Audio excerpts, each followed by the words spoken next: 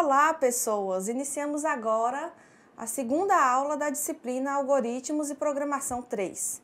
Como estão lidando com a programação orientada a objetos? Espero que estejam se adaptando a essa nova maneira de programar. Na aula passada, vimos conceitos fundamentais como classe, objeto, atributos e métodos. Com isso, desenvolvemos o pensamento, tudo que pode ser representado na linguagem Java através de classes. Atenção, as classes não representam necessariamente um conjunto de objetos físicos. Poderíamos ter uma classe sentimento, por exemplo, com atributos nome, intensidade, etc. E métodos como aumentar a intensidade, diminuir a intensidade, por exemplo.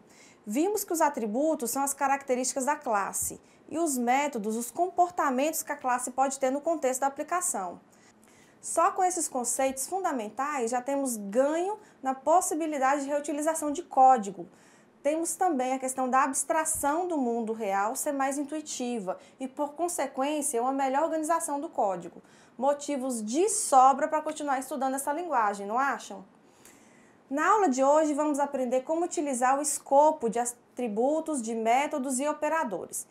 Veremos vários exemplos retirados do caderno didático, porém vou explicar cada trecho de código em detalhes, para que vocês possam entender melhor. Então as explicações vão muito além do que estão lá no caderno didático. Então prestem atenção e anotem as dúvidas. Vamos lá! Então nesse primeiro slide nós vamos ver aqui um exemplo de atributos de método. Aqui o que nós temos? Uma classe chamada operação. Dentro dessa classe operação, nós temos o método soma. Então, o método definido como public void soma. É um método sem retorno, pois tem a palavra void, e é um método que não está passando nenhum, não está recebendo nenhum atributo, né? Dentro dos parênteses está vazio. E aí nós temos dois atributos definidos dentro do método. Então, por isso nós chamamos de atributos de método. Nós temos o int x, que recebe 10, inicializa já com 10, e o int y, que já inicializa com 20. Então, nós vemos aí declarações de duas variáveis que já inicializam com valores. E uma funçãozinha do Java para imprimir na tela, println, x mais y. Então, o resultado dessa operação já vai ser impresso na tela. Neste segundo exemplo, ainda com a classe operação, nós temos aí dois métodos, o public void definição, que também não tem nenhum retorno e não recebe nenhum parâmetro, né?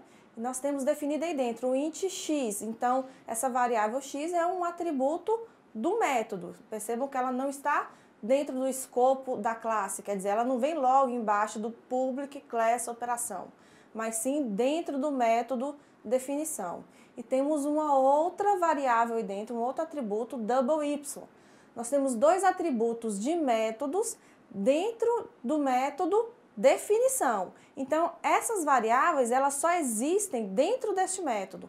Perceba que abaixo nós temos a declaração de um outro método, public void inicialização, que tentam atribuir valores a essas variáveis x e y. Mas isso não vai funcionar, isso vai dar erro. Por quê? Porque x e y não existem aí dentro deste método. Eles só existem dentro do método definição. Então, este é um erro muito comum de programação orientada a objetos. O reconhecimento do escopo dos atributos, quer dizer, onde é que eles são reconhecidos, é uma característica muito importante dessa linguagem. Se os atributos x e y tivessem sido definidos dentro da classe, logo embaixo o public class, então seriam atributos da classe e quaisquer métodos da classe poderiam acessá-los, mas não é o caso.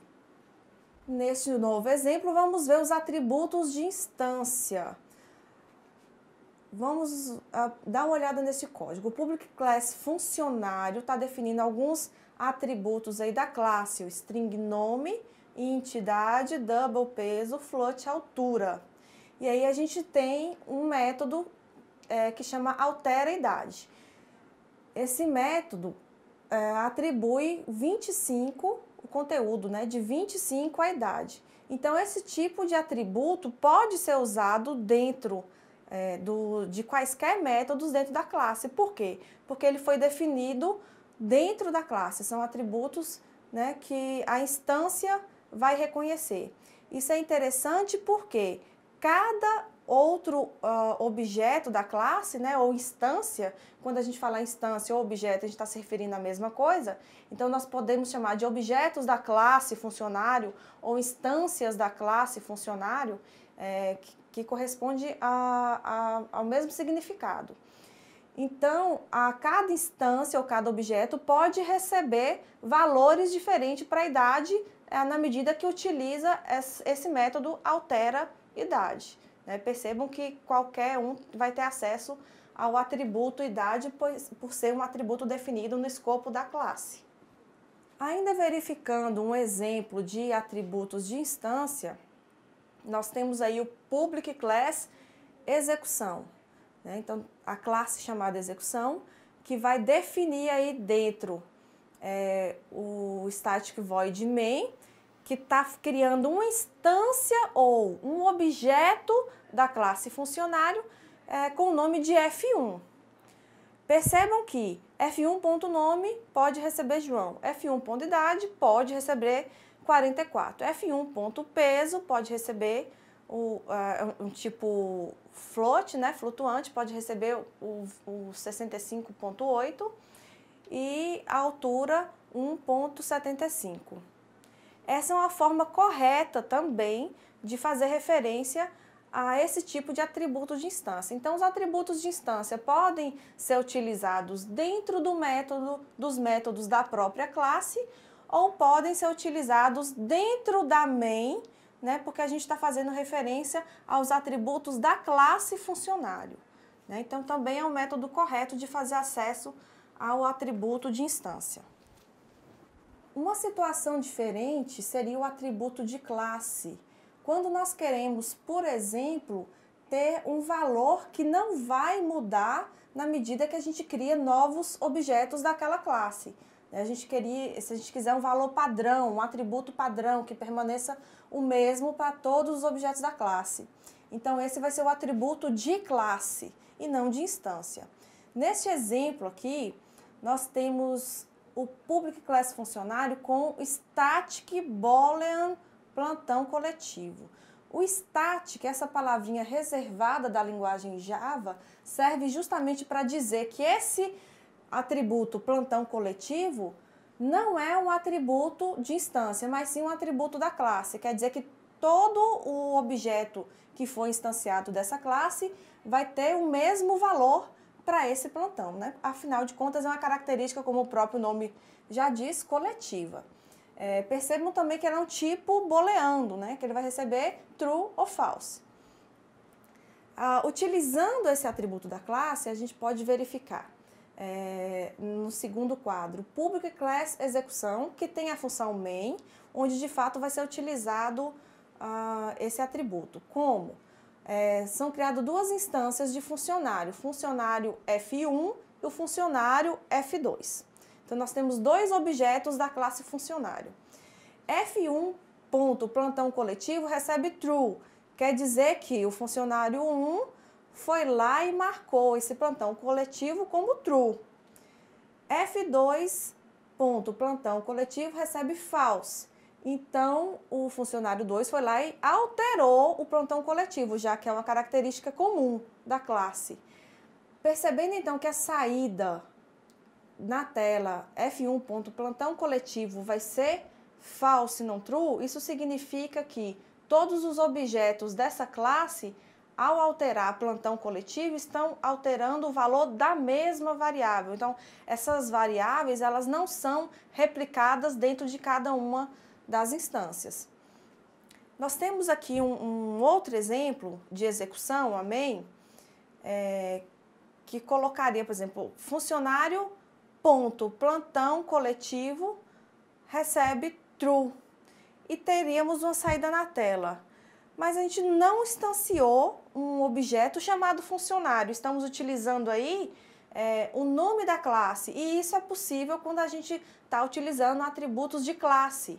Então, uma outra forma de fazer acesso aos atributos da classe é colocar o nome da classe, funcionário, ponto, plantão coletivo, recebe true, que é o valor que a gente quer atribuir a esse atributo. Percebam, então, que existem duas formas de acessar esse atributo plantão coletivo. Através de cada um dos objetos da classe ou através do nome da própria classe, né?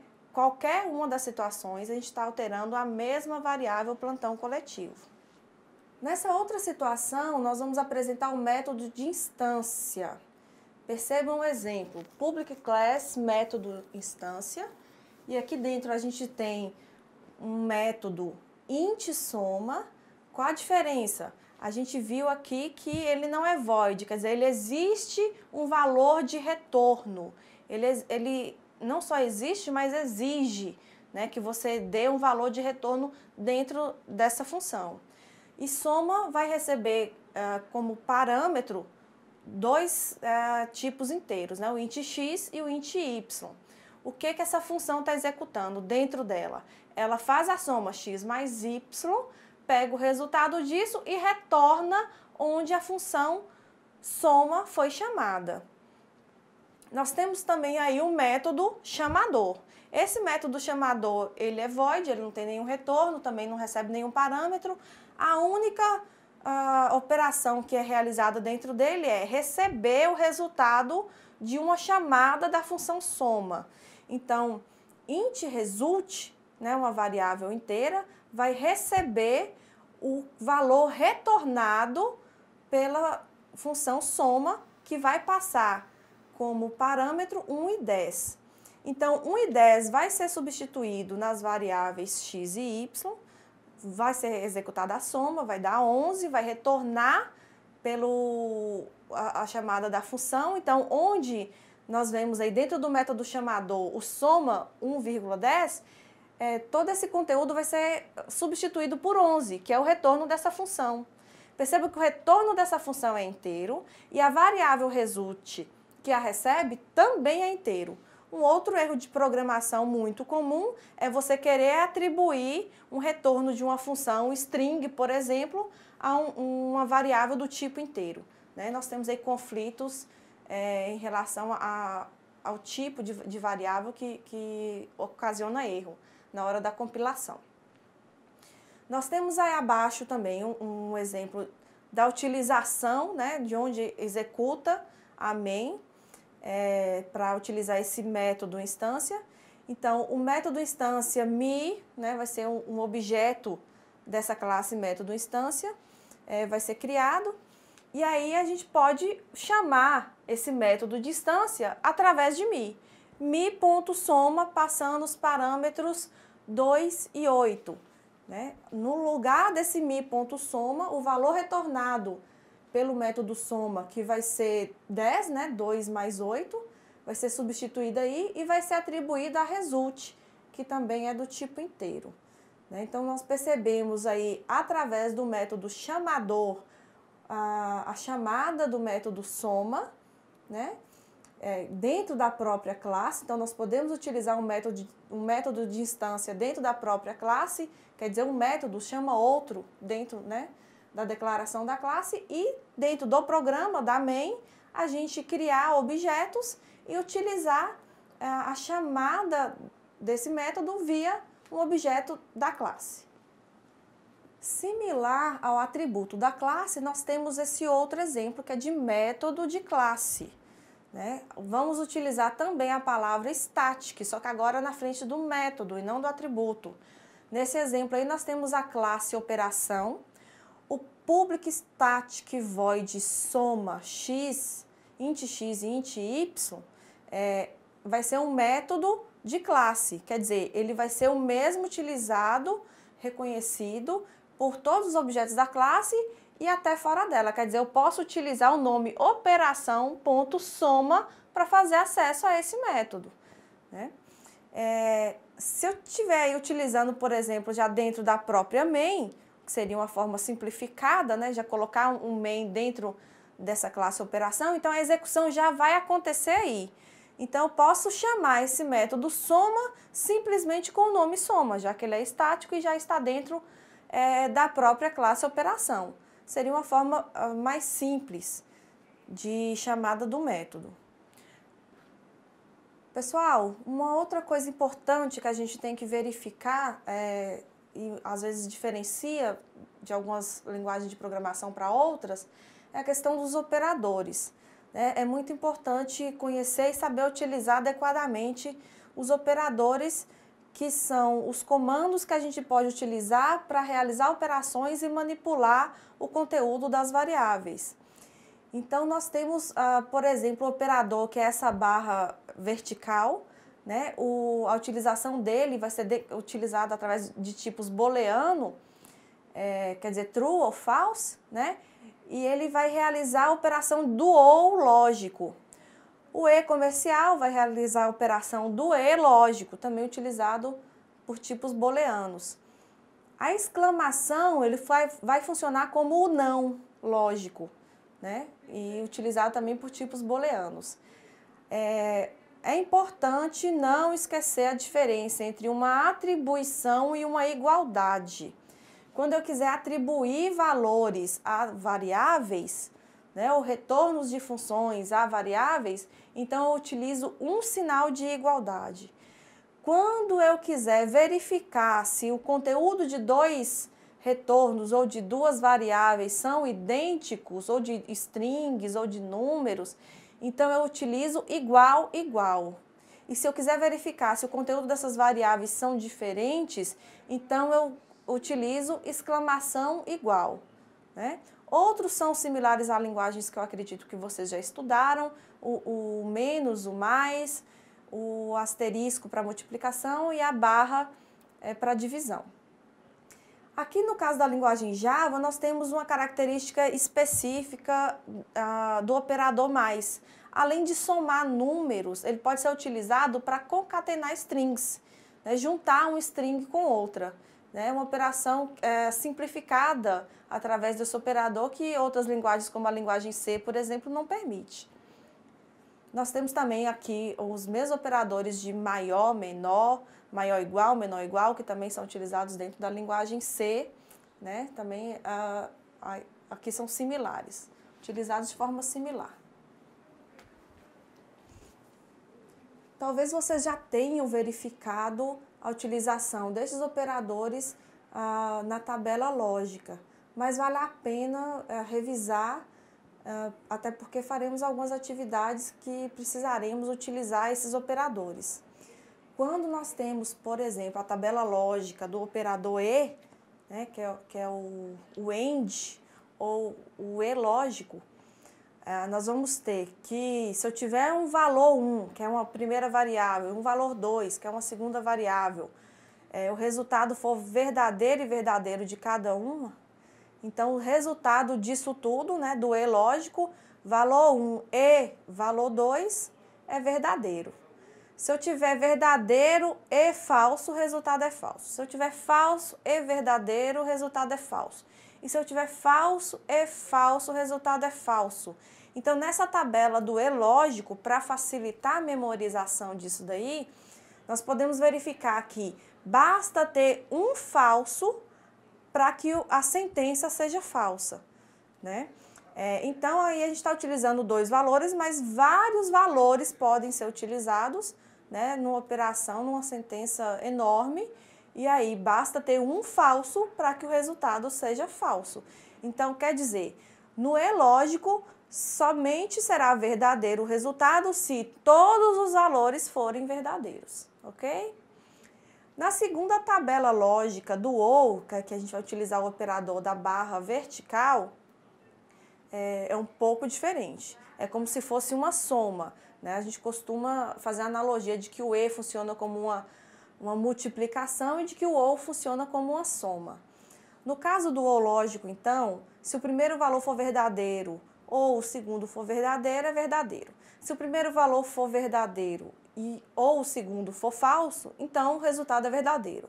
Se o primeiro for falso ou o segundo verdadeiro, o resultado é verdadeiro. Então, a diferença está justamente nessas duas operações no meio. E se a última, e no último caso, se o primeiro for falso ou o último for falso, então é falso.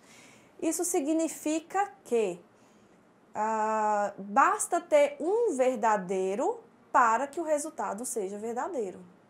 Né? Diferente do E lógico, no E lógico eu disse que basta um ser falso para que o resultado seja falso. No O lógico, basta um ser verdadeiro para que o resultado seja verdadeiro.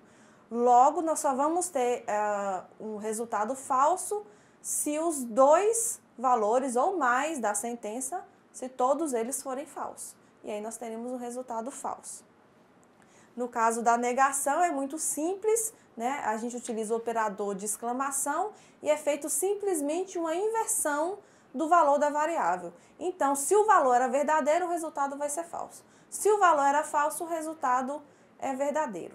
A utilização lógica dos operadores é bastante importante, né? Você ter conhecimento, saber utilizar e treinar, né? Por isso faremos algumas atividades nesse sentido. Nós temos agora alguns exemplos da utilização desses operadores. No primeiro exemplo, public class test, nós temos int soma e public void soma. Dentro deste método, que não tem nenhum retorno e não recebe nenhum parâmetro, ele vai pegar a variável soma, que foi definida lá como inteira, que é uma variável, que é um atributo de instância, né, e realizar a operação de 10 mais 20. Né? Então, nós temos esse exemplo de soma sendo utilizado dentro de um método. No segundo exemplo, nós temos public class test, e aí nós temos 3 atributos do tipo inteiro, nós podemos definir assim na sequência, int, soma, num1 e num2, né, separados por vírgula. É uma forma também mais rápida de você definir vários atributos do mesmo tipo. E agora nós temos o public void soma. Esse exemplo foi retirado aí do caderno didático. Percebam que tem até um erro de digitação aí. Num recebe 10, num recebe 20, mas esse atributo num não existe, né? O que existe é num1 e num2. Então, imagino que o autor do caderno didático quisesse dizer isso. Num1 recebe 10 e num2 recebe 20. E aí, dentro de soma, nós vamos ter o resultado da soma destes valores, num1 e num2. Né? Revisando, então, nós temos aí em num1 e num2 utilizando atributos que são atributos de instância, né? Quer dizer, a cada nova instância nós poderíamos atribuir valores diferentes e o método soma está realizando a soma desses dois valores e armazenando dentro de um atributo que é também de instância, o atributo soma. Logo abaixo aí no terceiro exemplo, nós temos o public class test e aí nós temos um booleano result. Olha que interessante a utilização do booleano. O public void operador e é um método que vai fazer o quê? Vai verificar o resultado de true e true. Nós já sabemos que o result vai receber então true, que no caso do e, lógico, bastaria, no caso do e lógico, os dois devem ser verdadeiros para que o resultado seja verdadeiro. Então, nós teríamos aí o resultado verdadeiro. No quarto exemplo, public class test, booleano, B1, B2 e result. E agora nós temos, então, um void operador E, que pegaria o conteúdo de B1, que não está definido, né? O conteúdo de B2 e aplicaria a operação E.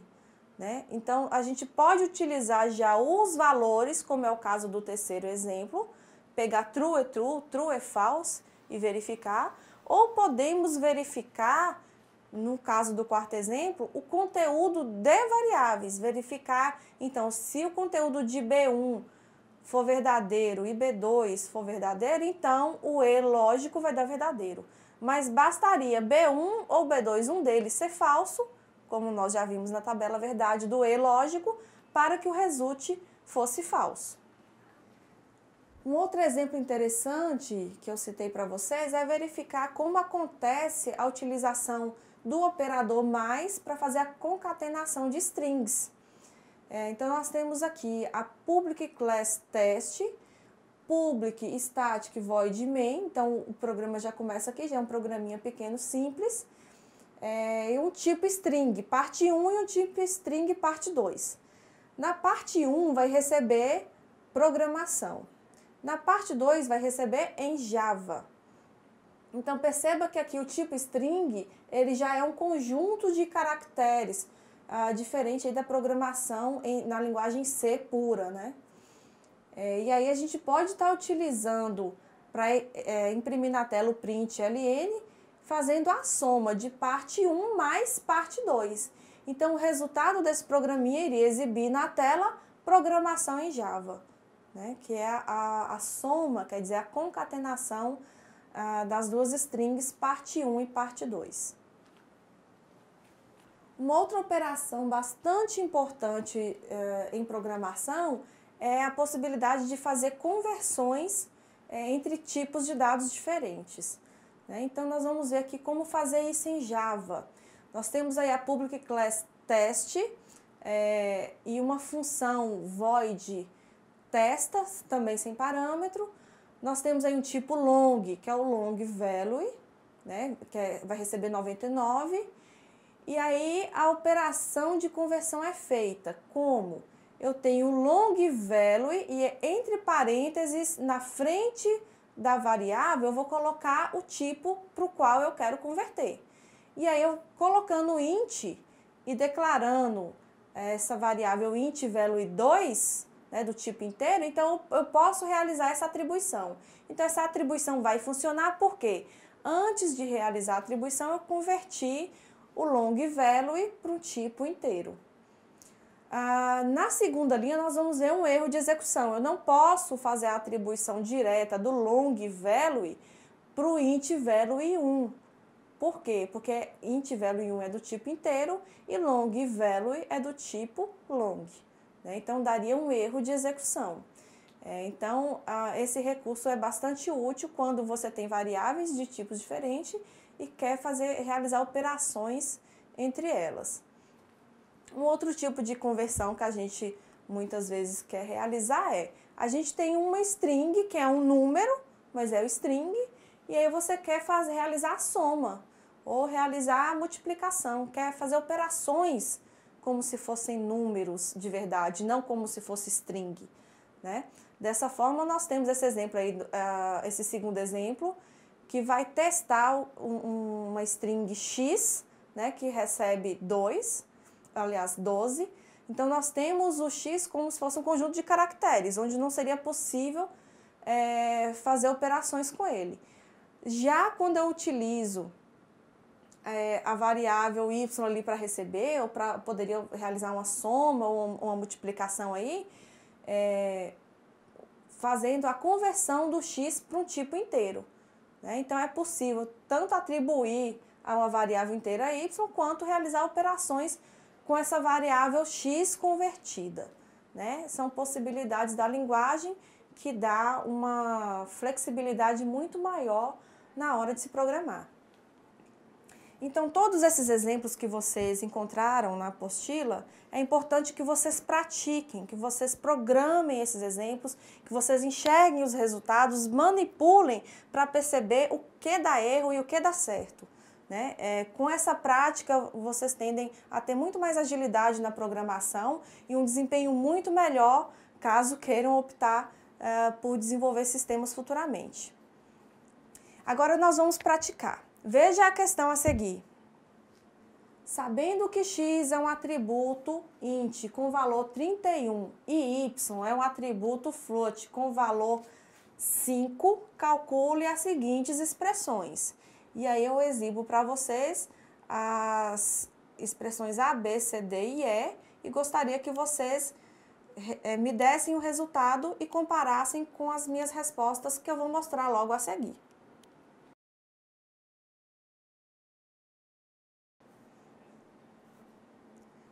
E aí, gostaram da aula de hoje? São muitos detalhes para se aprender sobre a sintaxe de uma linguagem, não é mesmo? A saída é treinar bastante e na próxima aula veremos recursos mais avançados sobre a programação orientada a objetos. Um grande abraço e até lá!